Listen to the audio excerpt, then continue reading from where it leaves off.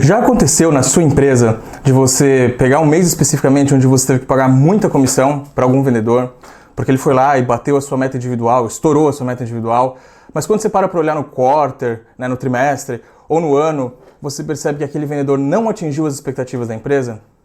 Isso é muito mais comum do que você imagina.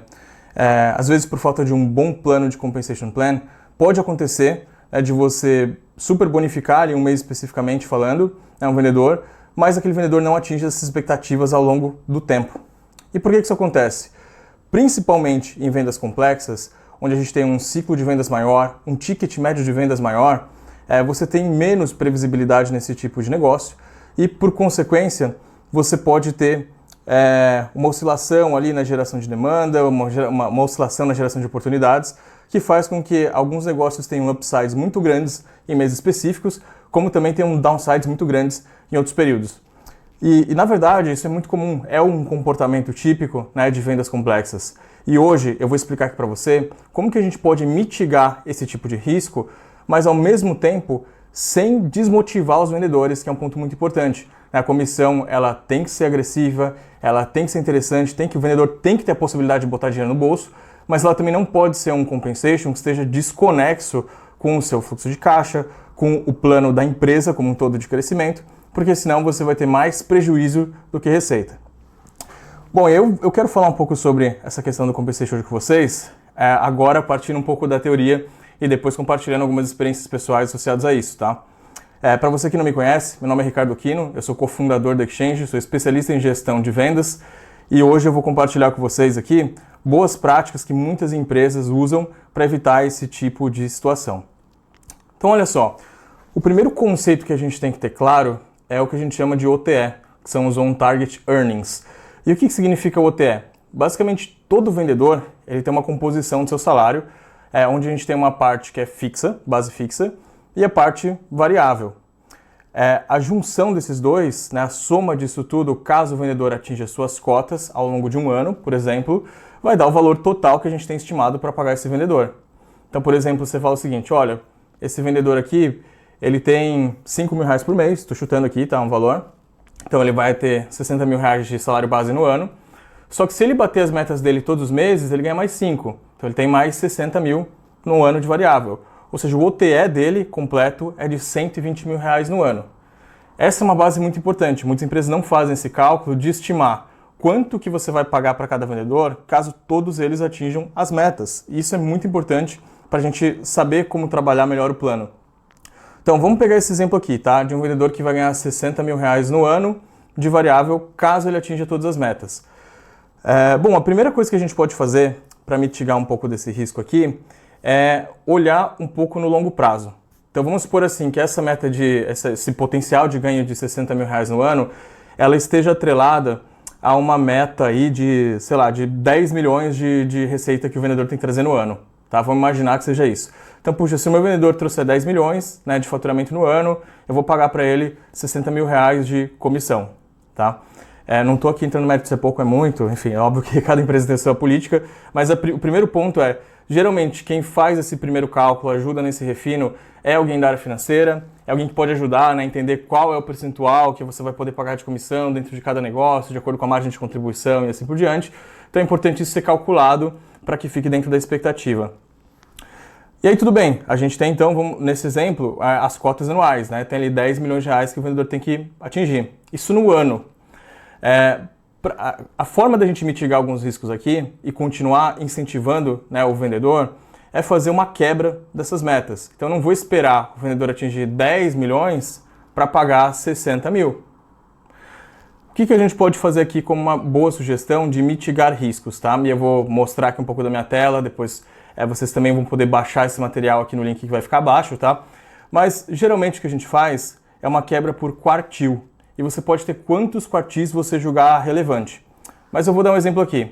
Então vamos supor que nesse primeiro quartil, vamos dividir em 4 blocos. Vamos falar o seguinte, olha, a cota é 10 milhões, mas eu vou dividir aqui proporcionalmente, falando o seguinte, olha, primeiro quartil é 2,5 milhões, o segundo quartil é quando você atinge um acumulado de 5, o terceiro é quando você atinge um acumulado de 7,5 e o quarto é quando você atinge um acumulado de 10 milhões, que é a sua cota anual.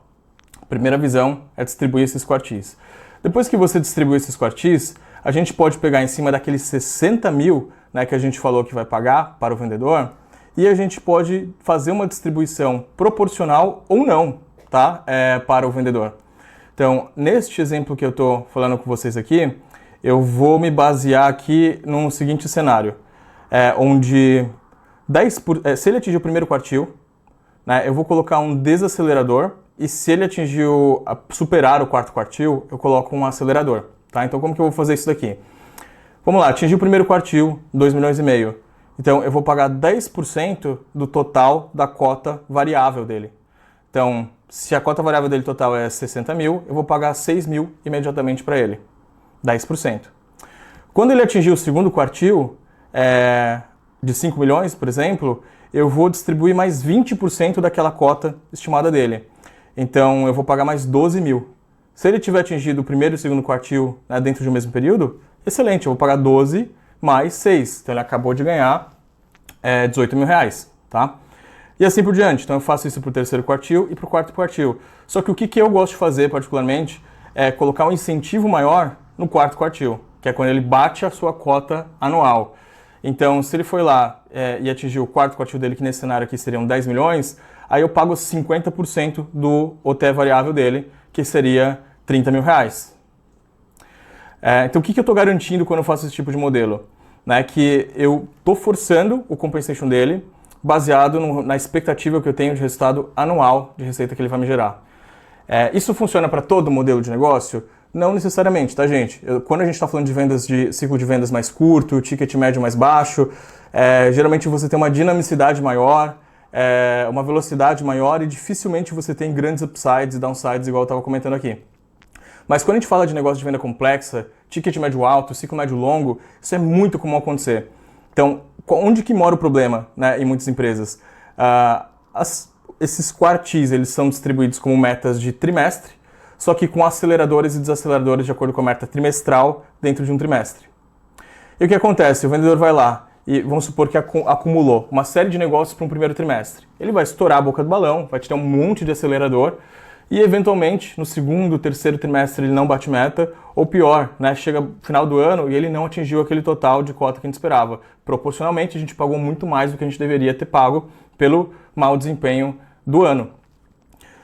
E quando a gente fala de negócio de alto ticket, a gente sabe o quanto é esse ciclo. Às vezes são 3 meses, às vezes são 6 meses, tem negócio que a gente vê aqui que dura 8 meses, 10 meses ou até mais, né, o ciclo médio de vendas.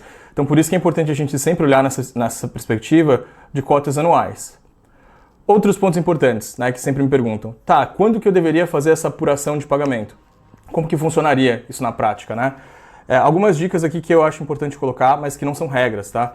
Então, o primeiro ponto eu sempre faria nisso uma revisão trimestral, né? Porque dentro do trimestre você tem condições de avaliar como é que foi o desempenho dentro de um determinado período um pouco maior.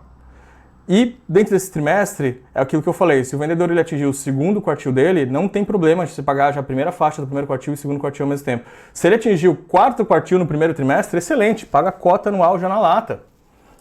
Acontece? Sim, acontece. Tá? Às vezes acumula o negócio de um ano passado para o outro, bate em um quarto só a meta do ano inteiro. E aí, obviamente, isso dá a oportunidade da gente revisar essas cotas, como também dá a oportunidade da gente criar aceleradores. Eu comentei lá no começo que a gente pode ter vários tipos de quartis, então eu poderia ter um quinto quartil que falasse o seguinte, beleza, sua cota anual é 10, só que se você chegar em 12 milhões e meio, eu vou te pagar mais 15% em cima daqueles 60 mil, né, que você tinha estimado.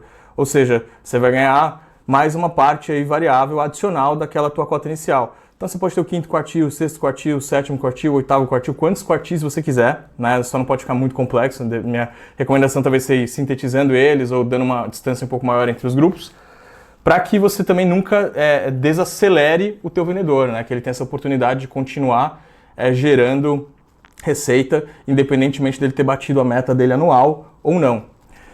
Outro benefício de você avaliar isso aqui por trimestre, tá? É uma questão importante, que de novo eu falo, não é uma regra, né? Mas quando você faz isso por trimestre, você tem uma condição melhor também de observar a redução de alguns custos. Por exemplo, quando você paga trimestral, principalmente para quem trabalha com CLT, né? Você consegue pagar isso como bônus, né? Ou seja, isso não tem incidência nem de imposto para o vendedor, né? O que é bom, e também não tem desconto, né, do DSR, que é o descanso semanal remunerado. Você tem o benefício de não ter que incidir esse custo variável dentro das férias, do 13º, né? Então tem benefícios para todo mundo. Pontos adicionais que eu gostaria de colocar como dica aqui também. Por mais que a gente tenha aí uma mitigação de risco trabalhando nessa visão de quartis, um outro ponto que acaba sendo muito relevante aqui, na minha opinião, é considerar os pagamentos, né? Então, principalmente quem trabalha com venda muito complexa, você tem duas regrinhas que você pode trabalhar de maneira geral para evitar pagar comissão por alguma coisa que de fato não entrou, tá?